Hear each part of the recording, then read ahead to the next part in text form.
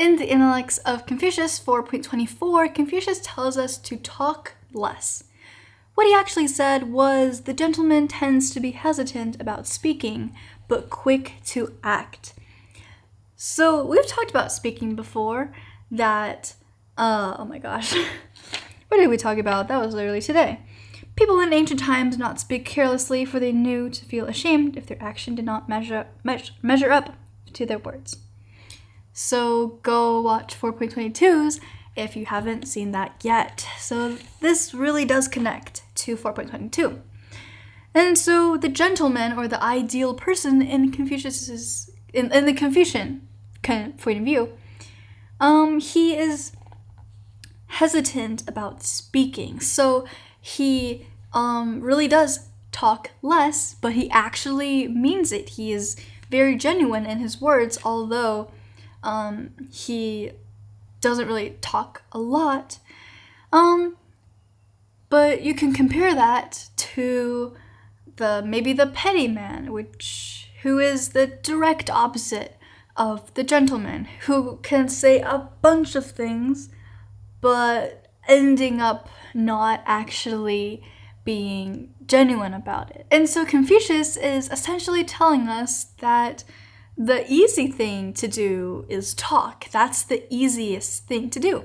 But the harder thing is to actually act it out and go along with your words. So the gentleman is really restrained about his speech just because that's not the most important thing. Your actions ultimately define everything, despite what you talk about. And like we've talked about in 4.23, it's kind of like you under-promise and over-deliver. That will really shock people, because if you maybe say things really humbly and but you end up doing so much more than you promised, then yeah. And it's so much better than over-promising and under-delivering, and that is just lowering people's expectations of you. And the part that says quick to act,